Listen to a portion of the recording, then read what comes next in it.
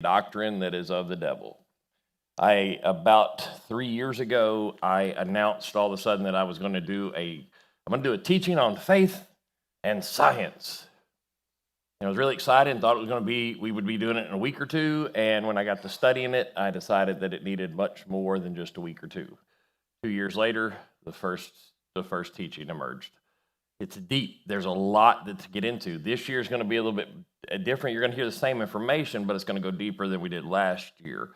Tonight is a lot of logical stuff. I'm telling you about biblical truth versus what the norm is and what's taught, and then just some things to look at and go, okay, this doesn't add up. So creation versus evolution. Not once in the entirety of the Bible will you see the Bible ever attempt to prove God's existence. Nowhere in the Bible does it ever try to prove his existence. It is simply, it's assumed that we will understand he is God. The first 4 words, in the beginning, are powerful. It's a very scientific scripture, actually, and we're going to get into that, but whether you look through a telescope or a microscope, the only explanation that really makes sense is God. That is it. The Bible says that a fool says in his heart, there is no God. And when we get to evolutionists, I'm not even going to call them scientists. There are times we'll talk about scientists, but these are not. These are evolutionists. Evolutionists say the Big Bang started from a singularity. Y'all have heard that word before, singularity in space, meaning this tiny little area of space that had seemingly infinite density in nothing, and it's thought to have contained all the mass of space-time of the universe to this day, all in that, and boom. Apparently not. No, there was nothing. There was no space, there was nothing. So here's what scientists do know, and I think I have it on your paper. It's your first word to fill in. Scientists know that time is your first word. Time, space, and matter must come into existence at the same time and in that exact order. Okay, time is your first word. Scientists know that time, space, and matter must come into existence at the same time and in that order. And let me explain that to you. If you have time before you have matter, okay, or you have to have time, you have to have time before you can have matter. The same goes with space. You have to have space before you can have matter. So if you have matter but no space, where do you put it? I mean, really, if I have this bottle of water but nowhere to put it, there's no space, where do I put it? So if you have matter but no time, when do you put it? So time, space, and matter all have to come into existence at the same time, in that order, at the same moment.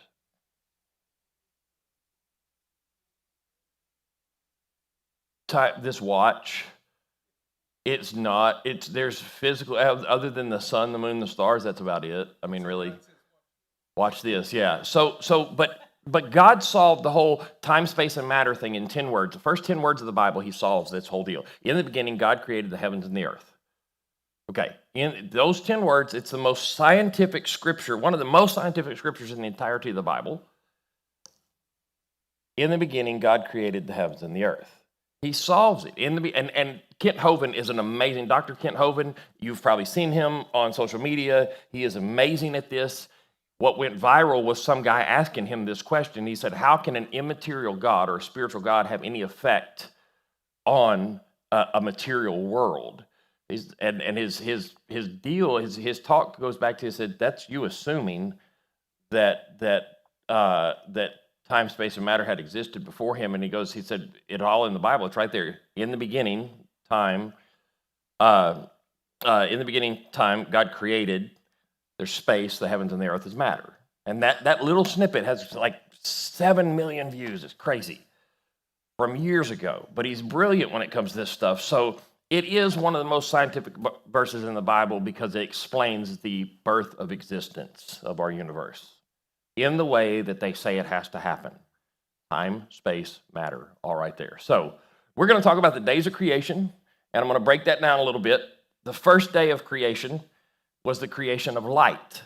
This is really cool. So Genesis 1, 2 through 5 goes on, it says, the earth was formless and empty, and darkness covered the deep waters, and the Spirit of God was hovering over the surface of the waters. Then God said, let there be light. And there was light, and God saw the light was good. Then he separated the light from the darkness. God called the light day, and the darkness night, and evening passed, and morning came, marking the first day. Now, it makes a greenhouse. Now we know that the world, the uncursed earth was beautiful, it was lush, it was gorgeous. Didn't have to tend the ground.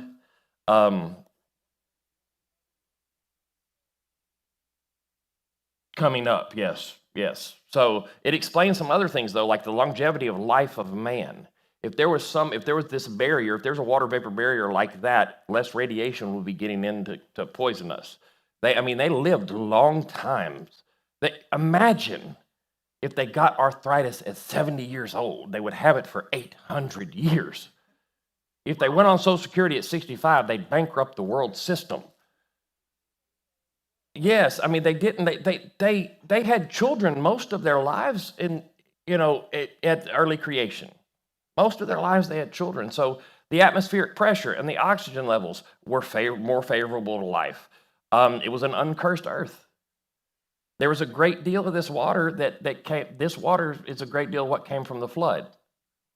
This water fell from the sky. It had never rained before. We'll see that as we study this further. But also the waters of the deep burst forth. So the waters inside the earth burst forth, probably due to plate shifting. And we'll get into that more. But probably some of it may have melted due to volcanoes erupting, because when it talks about the flood, there's so much water, the waters of the earth burst forth. Okay, and so imagine this like a volcano erupting. Imagine water erupting out of the ground from the fissures of the earth.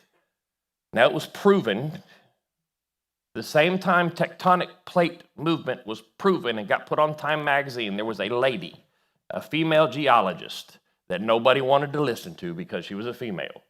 This is not recent history, so don't be mad at her brother. That's just how it was. She proved hydroexpansion theory. She showed how hydroexpansion theory shifted the different continents of the earth in a rapid format within a matter of days. And when she took it to the boss, he set it down, he said, too late, and he holds up Time magazine, and on the front of Time magazine is a guy who had just proven tectonic plate movements for the movement of the continents. And they never published her stuff, they never worked on it. It's been proven again and again and again. So do I think that the plate shift? Absolutely. We see that. That's something we can see happen. We can observe it. Hydroexpansion theory has been proven as well. So then we have day 3, the third day, creation of the plant life. 9 through 13 says, then God said, let the waters beneath the sky flow together into one place so dry ground may appear. And that's what happened. God called the dry ground land and the waters seas, and God saw that it was good. Then God said, let the land sprout with vegetation, every sort of seed-bearing plant, and trees that grow seed-bearing fruit. These seeds will then produce the kinds, that's a very important word, kinds of plants and trees from which they came. What kind are they going to produce? The ones they came from. Right? Okay, from which they came. And that's what happened. The land produced vegetation, all sorts of seed-bearing plants and trees with seed-bearing fruit, and their seeds were produced plants and trees of the same kind. And God saw it was good, and evening passed, and morning came, marking the third day. These verses, this will be your next fill-in under third day, creation of plant life. These verses totally refute the harmful doctrine of evolution. It is a doctrine. If you believe nothing at the end of this teaching, you will understand this is a religion, it is a doctrine. These verses, just the few that we've read, the 13 verses that we've read already refute the doctrine of evolution in so many ways. Now, the difference between a biblical worldview and a secular worldview is really evolution states that life began in the sea. The Bible states that it happened on dry land. Okay? There's these... Did you keep these goofy things in there, like the rhymes? I was an amoeba when I began to begin. Then I was a tadpole with my tail tucked in. Next, I was a monkey swinging from a tree. Now I'm a man with a PhD. Okay? And the people that believe that are the ones walking around with PhDs. Anyway, But there's a story, it's not a story, it's an illustration of a monkey walking out of a library, and he has two books under his arm. One's the Bible, the other one is Darwin's Origin of Species. And some guy stops him and asks him, what are you trying to do? He says, well, I'm trying to find out if I'm my brother's keeper or am I my keeper's brother. Okay, got that. The second type of evolution is called chemical evolution. Anybody a chemist in here or a former drug dealer? No? Okay. Chemical evolution, well, because you'll have to know. I know, Megan, you got this. You Breaking Bad all the way, huh? Yeah. Chemical evolution says the origin of higher elements come from hydrogen, right? You'll never hear an evolutionist talk about this form of evolution. And if you don't understand that, the periodic table has 105 elements on it, okay? Right? 105 is probably more now. It changes every so often, which is weird. But 105 elements. If the Big Bang produced hydrogen and helium, then we have to somehow get from these two elements and make uranium. If this evolution is true, it's simply not possible to make uranium from hydrogen and helium. It is not possible. But yet this type of evolution exists. They say it must exist because it's the only way they can fit it into their brain. Now, the third one, this is going to get fun. Stellar and planetary evolution. The origin of the stars and the planets. I hate to burst your Discovery Channel bubble. No one has ever seen a star form. No one, hear me out. I know because I watch this, I've seen it. No one has ever seen a star form. We see stars blow up all the time. All the time. Supernovas, novas, supernovas, seminovas, double novas, whatever. Now, what they say right now, they say we're seeing a star form in the Crab Nebula, and we're seeing a star form in the pillars of whatever nebula. No, we're seeing a bright spot get brighter. It's always been bright there. If you look at older pictures, if you look back, there's always been a spot of light there. It's just getting brighter as the dust is moving. We don't know if there wasn't a star behind there the whole time. We're just assuming that there was a star forming. So we truly don't know what that is. So what we do know is there's a lot of stars out there.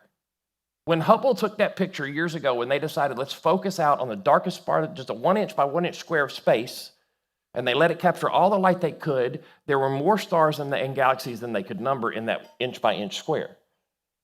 Now, so we know that the estimate is 76 trillion, whatever in the heck that is, 76 trillion stars.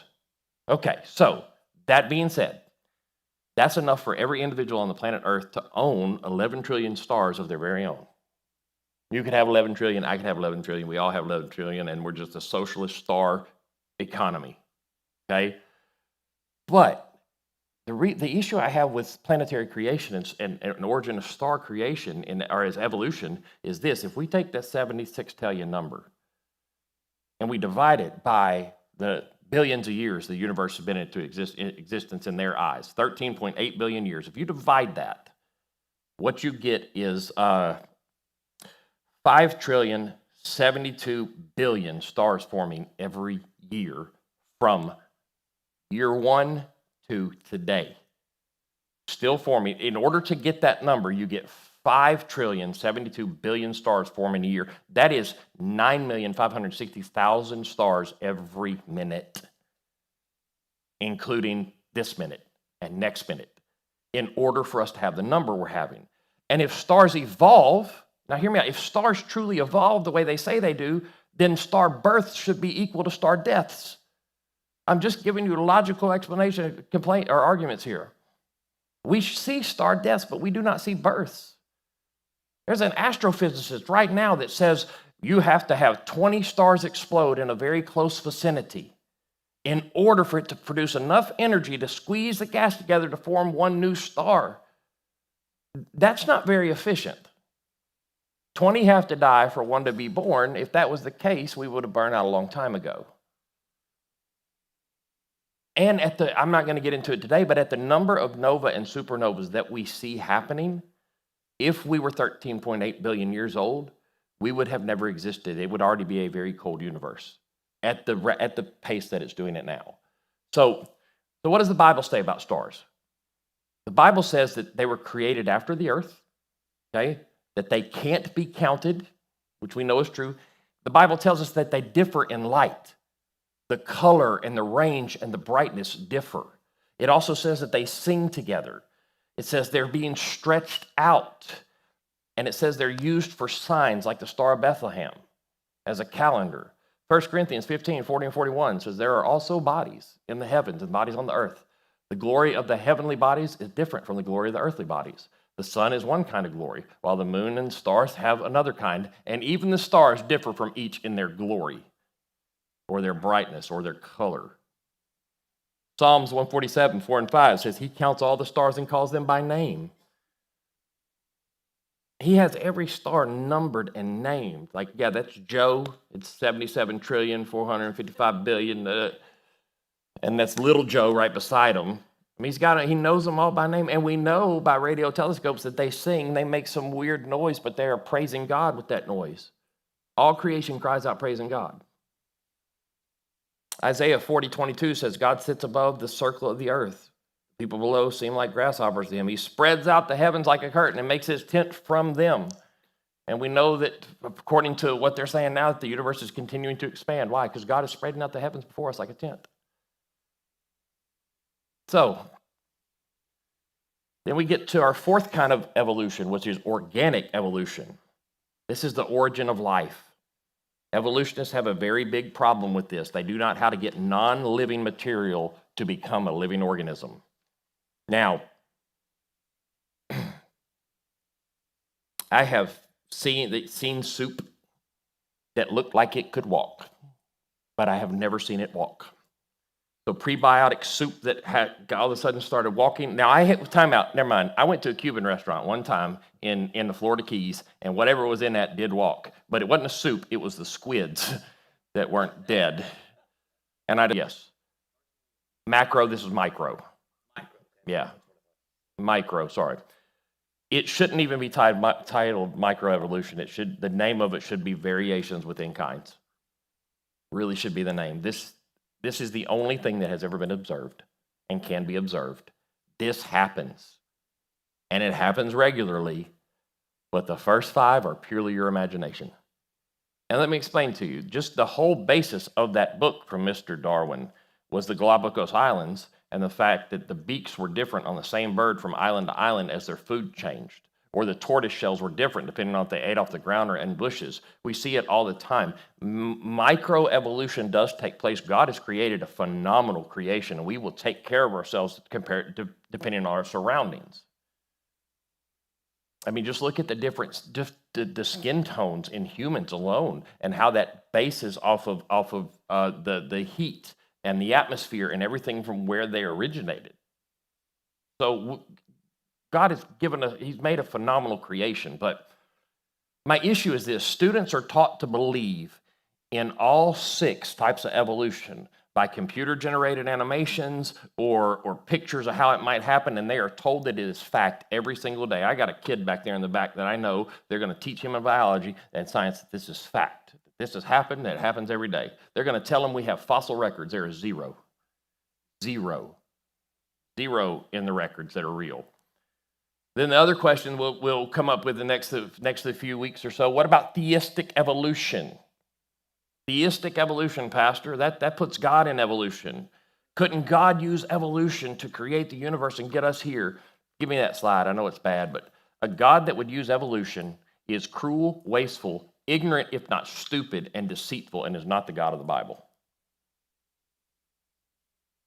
There's nothing about our God that says he is for the survival of the fittest. No, he's close to the brokenhearted. He's there for the weak. In our weakness, he is strong. There's nothing about the God of the Bible that shows this at all. So theistic evolution is a breakdown. I'm sorry, if you're a big fan of the Dake's Bible, I like Dake's. He did 1 million hours worth of study. Most pastors have his book, but he believes in the gap theory. I do not. Or the day-age theory as well, and I'll explain that as we go, but it's a way that Christians try to put evolution into the Bible, or millions or billions of years into the Bible. They find one little place they could fit it in, and they say, that must have happened right there. So there are 3 bridges that no evolutionist can ever cross, meaning there are 3 things they cannot answer, and you need to know them. Apologetics, defense of the faith people, you need to know them. Number 1 is the origin of life. They say that life arose as a result of spontaneous generation, but they have no proof, is your words there, no proof. Inorganic matter born out of a prebiotic soup and a puddle of green slime, and then lightning struck and boom. I'm telling you, maybe if that Cuban soup was what was there, maybe. But it had organic matter in it, so it had living creatures. They actually, scientists call this, the evolutionists call this the fortuitous concourse of atoms. Isn't that fancy? Fortuitous concourse of atoms. You can't even explain atoms without God.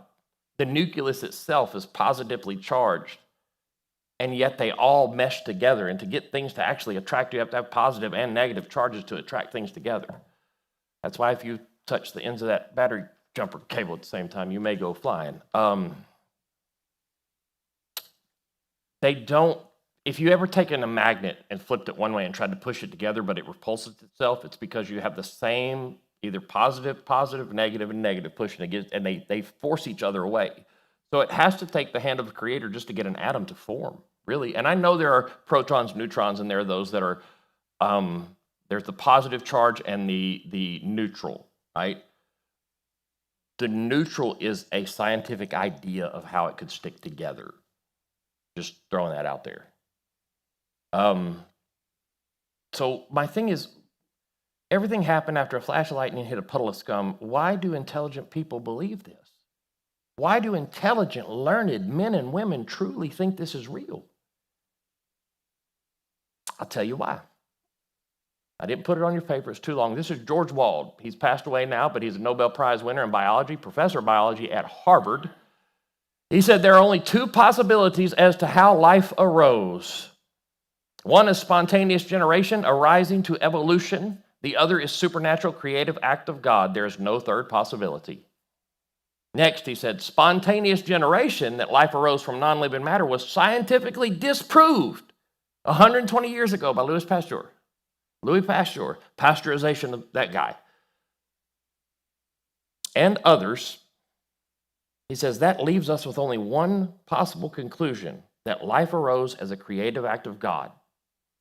Here's his next line. I will not accept that philosophy because I don't want to believe in a God. Therefore, I choose to believe in that which I know is scientifically impossible, spontaneous generation arising to evolution. I don't want a God being mixed into my affairs, so I'll choose to believe in something I know is not fact. During Louis Pasteur's time, they had recipes for creatures like mice. Do you want to create mice? Take some old clothes or cloths and ball it up with some corn and some wheat and throw it in a corner, and in 3 weeks, that'll create mice. Yes, it will. It sure will, because they're going to come to their little house you just made them. He proved this to be false. Well, and so did his partner, which I can't think of his name right now, but he had a science partner that proved it as well in his own study. I will not accept that philosophically because I do not want to believe in God. Therefore, I choose to believe in that which I know is scientifically impossible. That's a brilliant man. That's a Nobel Prize-winning biologist from Harvard. And stubborn, yes. There are no transitional records in the fossil, no transitional forms in the fossil record saying this transformed from this kind to this kind. There's not one.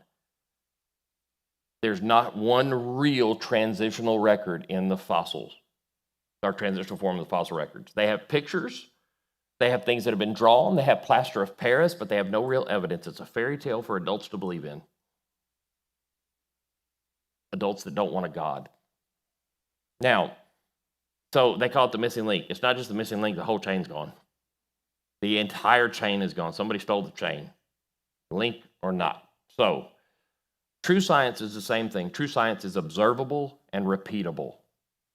To be science, it has to be observable and repeatable. This is false science, and Paul actually warned Timothy about this exact thing, and it's in 1 Timothy 6:20, he said, beware the coming of this science so falsely called, or knowledge so falsely called. It says, Timothy, guard what God has entrusted to you, and avoid godless, foolish discussions with those who oppose you with their so-called knowledge. So evolution isn't science, it's a theory.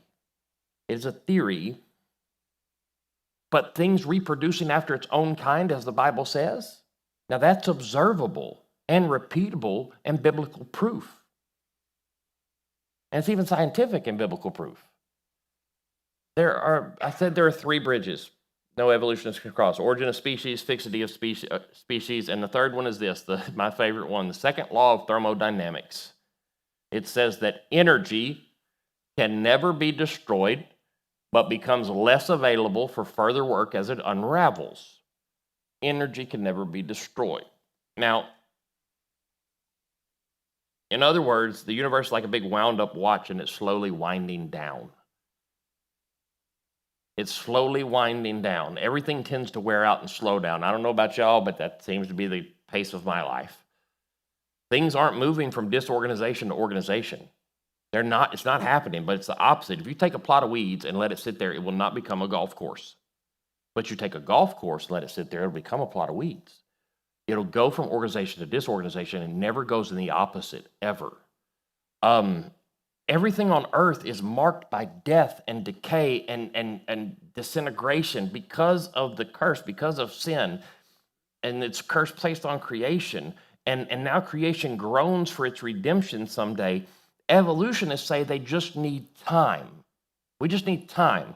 Give it enough time and things will come together. So that's why they need billions of years, because they need time to fit it all together rather than 6,000 to 10,000, is which the Bible actually, genealogies and records that we have shows 6 to 10,000. I'm not telling you to believe either one, but I'm telling you I'm a lot closer to 6 to 10,000 than I am 13.8 billion. Babies scream and cry if you take their pacifier away from them. Evolutionists scream and cry if you try to take their time away from them. They do. I have some textbook dates on the age of the universe. In 1958, they said it was 5 billion years old. In 1989, they said it was 16.5 billion years old. It jumped 11 billion years. In 1992, it was 18 to 20 billion years old. In the next 20 years, from 1992 to 2012, it actually lost 4.2 billion years of age somehow. That's 400 years per minute, by the way. It's because in 2012, they said it's 13.77 billion years old. 2019, that moved from 13.77 to 13.8 billion years old. So that means in 20 days later, after the report of 13.8 billion years, 20 days later, it lost 2.57 billion years when they redated it to be 11.2 billion years old. Do you see a pattern here? No, we don't know what we're doing. We're just guessing. Astronomers estimate the age of the universe in two different ways. Now, I'm throwing a lot at y'all tonight because I have a lot to teach on after this, and we'll go deeper in each of these subjects. But astronomers estimate the age of the universe by two things. One, by looking at the oldest stars, what they consider to be the oldest stars, and two, measuring the rate of expansion of those stars, of the universe. Both methods, though, both of those methods are based on assumptions. The first assumption, A, that the speed of light is always constant. I'm about to hurt your feelings. That the speed of light is always constant. B, that we can actually measure to those distances of the stars and see that all stars started from one area. So let's just take C. They're basing their method off of they all had to start from this point and go this way. But we don't truly know that. You would think, but speed of light, this is new to me, but speed of light has always been constant. It is what makes Albert Einstein's theory of relativity possible, is that the one constant is the speed of light. 2019, scientists set out because they said, we believe we're observing that the speed of light changes depending on the length of time. Later on that year, they proved it, that the speed of light is not constant. So the one constant factor that science has always had for universal dating is now up in the air. They are not changing textbooks on it. No, 2016, not 2019. They're a victim of their own argument is what happens. They end up being a victim of their own argument. Now, I'm sure give it another 5 years, they'll come out and say, nope, Einstein was right, it's constant. But they can't even observe either of those things. So if we totally disassemble the church bus out there and we drop the parts from the roof, will they come together back in the order of the bus? Okay. Will they be more organized or less organized than when we first dropped them or, from the roof? But I tell you what, let me give it more time so they can have more time to come together. Let's go up 100 feet and drop them. Gives it more time to fall into organization.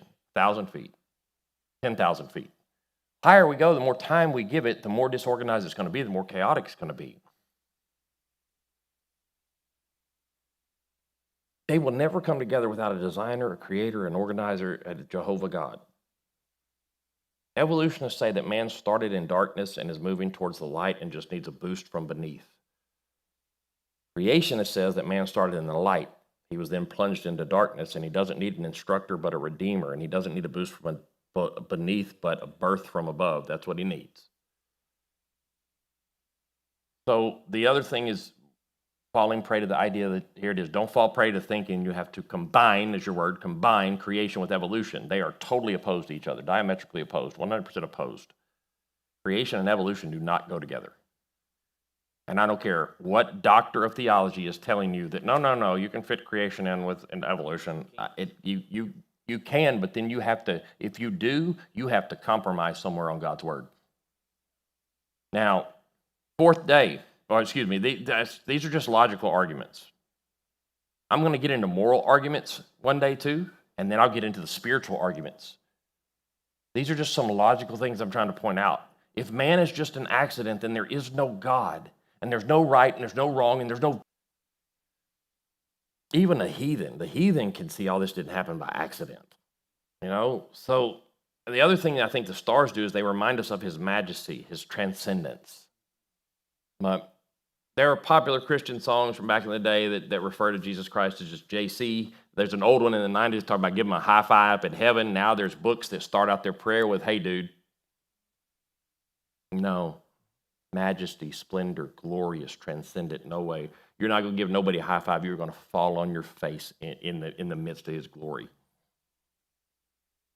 And he's not your dude. He's your Lord. Not your bro. He's your Lord. President Roosevelt, in the middle of the war, said it was very easy as the most powerful man in the world to get a big head. So sometimes he would walk outside of the Oval Office and stand on the terrace and kind of look up at the night sky, and his entire cabinet would follow him. The meeting team would follow him, and they would look up at the sky with him because they knew what he was doing. 5 or 10 minutes they would do this until finally the president says, okay, gentlemen, I think we're small enough now to continue the meeting. On day one, God created light before the sun was ever made. Now he ordains light for a time. This will be the day. Day 4 is a very huge undertaking in our eyes, but God did it with a few words in one day. A handful of words in one day. The 5th day is the creation of fish and birds. Let the waters swarm with fish and other life. Let the skies be filled with birds of every kind. So God created great sea creatures and every living thing that scurries and swarms in the water and every sort of bird, and each producing offspring of the same kind. And God saw that it was good, and God blessed them, saying, be fruitful and multiply. Let the fish fill the seas. Let the birds multiply on the earth. Evening passed, morning came, marking the 5th day. Think about the variety that he made, the incredible variety of animals that God made, the diversity of animals that he made, how creative our Creator must be. 6th day is a creation of land creatures and man. Now, I put the address on there, but it's Genesis 1, 24 and 25 says, then God said, let the earth produce every sort of animal, each producing offspring of the same kind, livestock, small animals that scurry along, wild animals. And that's what happened. God made all sorts of wild animals, livestock, small animals, each able to produce offspring of the same kind, and God saw it was good. And then you jump to chapter 2, verse 7, it says, then the Lord God formed the man from the dust of the ground. He breathed the breath of life into man's nostrils, and then man became a living person. We are created in the image of God. We ourselves are a triune, a trinity of being body, soul, and spirit. We are body, soul, and spirit. We are created in his image, and God says, let man have dominion over the animals. I am tired of activists that show more concern and more favor to an animal than they do an unborn child. It makes me sick. I'm all for caring for the animals and caring for the earth, but it was created for us. We were not created for them. And that means your next two words in the next sentence, all the animals, all is a big word. I need you to say, all the animals were created on the same day. All the created and man were created on the same day. All the animals were created on the same day with man. All. How many? All. Which animals? All of them. Created what day? Same day as man. That means dinosaurs. And I'm going to biblically prove that. If you believe the Bible, then I can prove it to you right now. The word dinosaurs comes from the Greek for terrible lizard, which I guess it was. But before the 1850s, before they coined the term dinosaurs, they were called dragons. And every major ancient culture has record of dragons. Man's footprints. I almost have this in the textbook. There are fossilized human footprints inside the footprints of dinosaurs. We have fossilized footprints of man tracking dinosaurs and hunting them.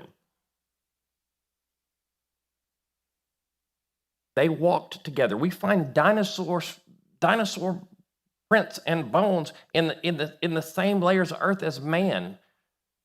They walked together. But that's you just take my word before you go do your own archaeological digging. Let me give you some biblical truth real fast. Death came into the world how? How did death enter Sin. Whose sin? Adam and Eve. Adam's. Really not Eve's, it's Adam's. We weren't cursed till Adam did it. So death came into the world through Adam's sin. And the first deaths that happened were the skins, the animal skins that God made for them to wear. So this earth had no death on it before man was created and sin came into the world. So if death came into the world through man's sin, but they're trying to say that dinosaurs lived and died before man was born and fell into sin, it does not biblically fit. I don't care which theologian tells you that between Genesis 1:1 and 1:3, there's the gap theory of billions of years. So you're telling me God allowed death on his creation of a planet before man came and sin was here, even though throughout the entirety of the Bible, what cursed the earth, what brought death was man's sin. How people don't see this, I don't know, but it's the lie that we have to make creation fit evolution somehow. And we believe that lie. Plants are unconscious life. They're semi-conscious life, but unconscious life. Animals are conscious life. Man is self-conscious life, though. We are the only creation. We are the crown of God's creation. We're the only one that could eat the food of the garden and look up to heaven and thank his creator for it. The only creation that can do that. No dinosaur is going to do it. No dandelion is going to do it. We're the crown of God's creation, but even we have been diminished by sin. Man has been diminished by sin just like the earth has. We use a very small portion of our brain power today. We all know that. We're told that our whole life. We know that to be true. Adam was a far superior human than any of us today. Far superior human. He's created without the curse. He was born of the earth. He was created without the curse. He was far superior to us today. The effects of sin weren't just spiritual, they're physical as well. He was far smarter than us. I mean, he gave every one of the animals names. I'd be done. It'd be Joe 1, Joe 2, Joe 3, Joe 4. There's no way. Ask me to name a pet. Nope, I hope it comes to one. But he named all these animals. He was smarter. The human eye is 97% blind to the full color scheme of God's creation. 97% blind to the full color scheme of God's creation. We're missing most of it. An eagle could see a rabbit at 2 miles away, but we're under the effects of sin. I think Adam probably saw every bit of it, every bit. We are 98% deaf compared to Adam. I can prove that with a hound dog. They can prove that point for you because we were created to have dominion over them, but they sure can't hear better than we can. Adam was even able to have some form of communication with the animals. Now, I know this is hard to take, but understand that Eve was not startled by the serpent speaking to her. Never does it say, whoa, there's an animal talking. No, and and when she said, the serpent told me, and he wasn't like, how did that happen? He was like, oh yeah, that guy, I remember him. There was some form of communication with the animals that he had.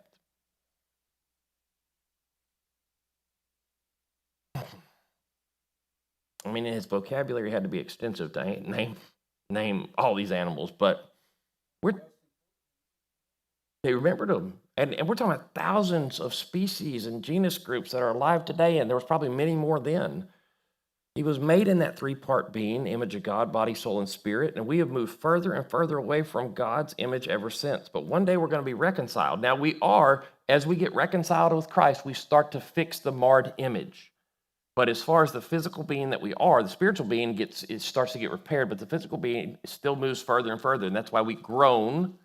Creation groans still. Genesis 2:21-25. I finished this up, I think. Boy, we need more husbands here for where I'm going. So the Lord caused the man to fall into a deep sleep. While the man slept, the Lord took out one of the man's ribs and closed up the opening. Then the Lord God made a woman from the rib, and he brought her to the man. At last the man exclaimed, this one is bone from my bone, flesh from my flesh. She will be called woman because she was taken from man. This explains why a man leaves. All right, mamas. This explains why a man leaves his father and mother and is joined to his wife, and the two are united into one. Now the man and wife were both naked, but they felt no shame. You didn't need to hear the last part, mamas, but I'm just saying, mamas and daddies, at one point when they say I do, they leave and cleave. You better cut those apron strings. Instead of God going back to the dust of the earth to create Eve like he did Adam, he took a rib from Adam, woman. It stands for out of man. That's what it means. Out of man. Fashioned as the crescendo. I'm telling you, the crescendo is woman. The crescendo of creation is the woman.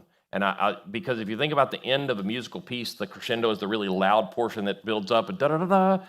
The crescendo is that. And I'll show you that like right here. Why was she taken where she was? She wasn't taken from his head, that's your next fill-in, to be the ruler of him. Not from his feet to be trampled by him. Not from his side to be equal with him. So head, feet, and side. But from his side to be equal to him. Given us the seventh day for rest. It's the exact same word. It's a 24-hour sense. It's the way it's used. Then we have the genealogies that are there to remind us how young our world is. And no matter what you believe, and I'm not trying to change that, but no matter what you believe about how everything came to be, it is by faith that you believe it. Whether you believe it happened through a soup or through creation or Cuban soup. Hebrews 11:3, by faith, we understand that the entire universe was formed at God's command, and that we see, and what we see now did not come from anything that can be seen. So you either take God at his word, because you weren't there and I wasn't there, or you take the word of some men that are grasping for anything other than a God they have to serve or answer to. But you also don't have to put your mind on a shelf to believe in creation. You don't have to blindly follow. There is more proof in creation and a creative design than there is any form of evolution whatsoever. So you're not having to just blindly do this.